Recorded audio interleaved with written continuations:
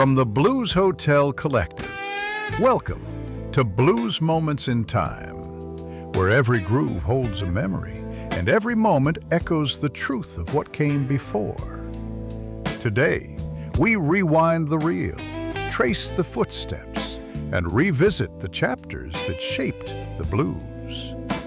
Here is our host, Kelvin Huggins. October 29 is a date etched in blues history, with moments of both sorrow and celebration, from the tragic loss of a guitar legend to the birth of a blues rock pioneer, and from landmark recordings to enduring musical tributes. This day highlights the genre's rich tapestry. Let's relive these blues moments in time. October 29, 1971. The blues rock world was struck by profound loss. Dwayne Allman, the visionary slide guitarist and co-founder of the Allman Brothers Band, died in a motorcycle accident at just 24 years old. Allman's influence was already immense despite his short life. A founding member of the Allman Brothers Band, he was widely regarded as one of the greatest guitarists in rock and blues history.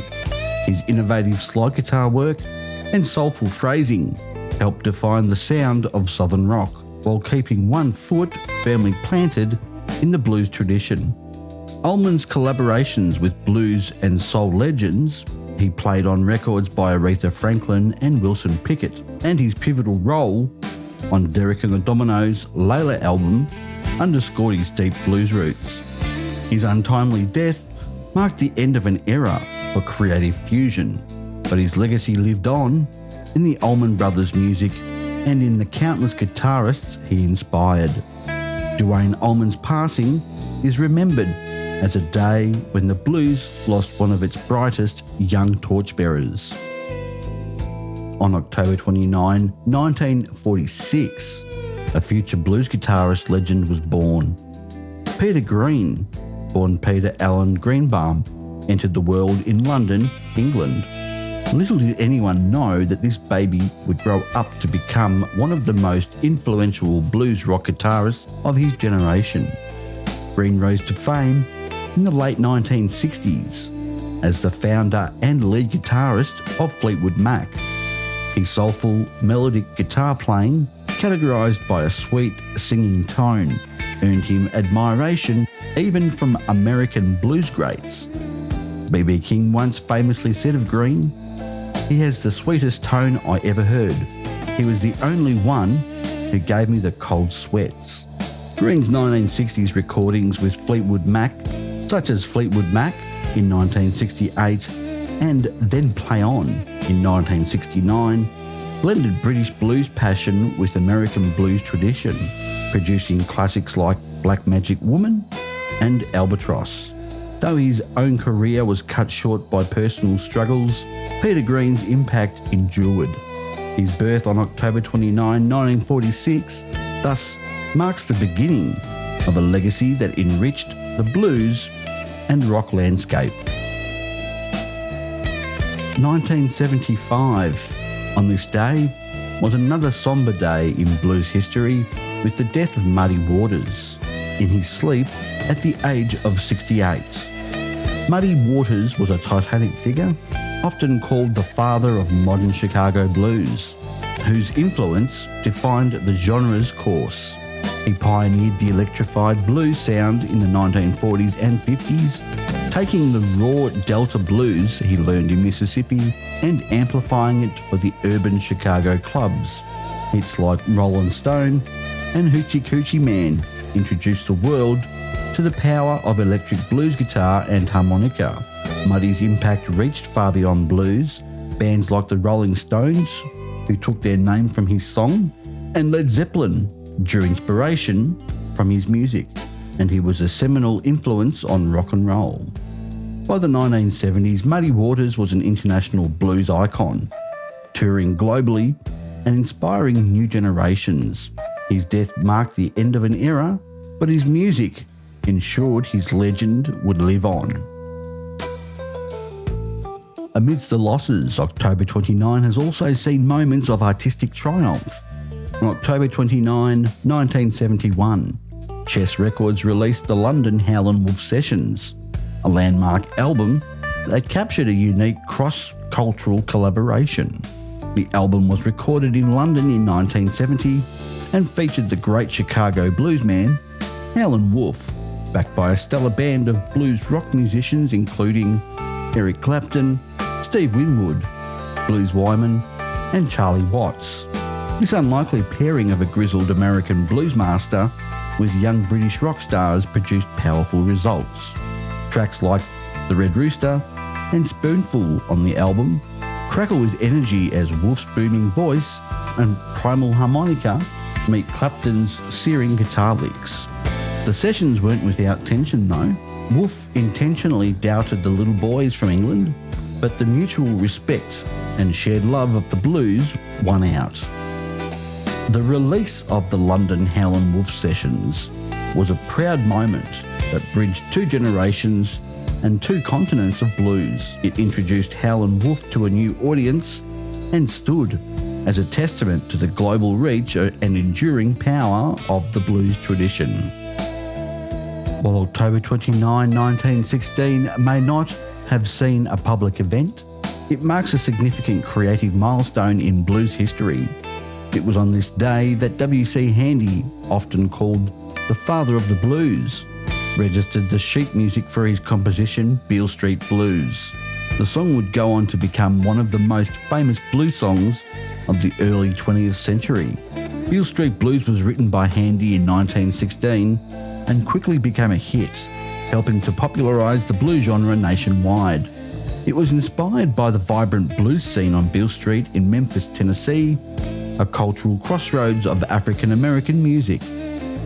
The song's success introduced the 12-bar blues form to a mainstream audience and established Handy's reputation as a blues pioneer.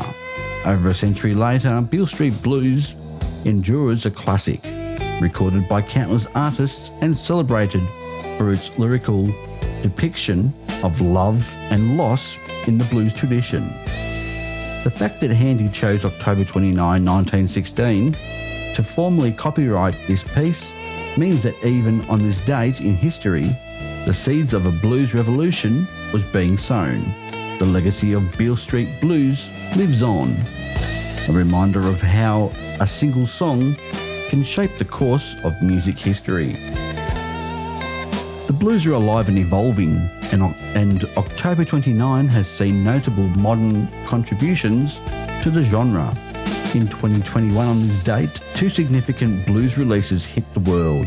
Blues rock guitar phenomenon Joe Bonamassa released Time Clocks, a genre-bending studio album that showcased his innovative songwriting and guitar skills.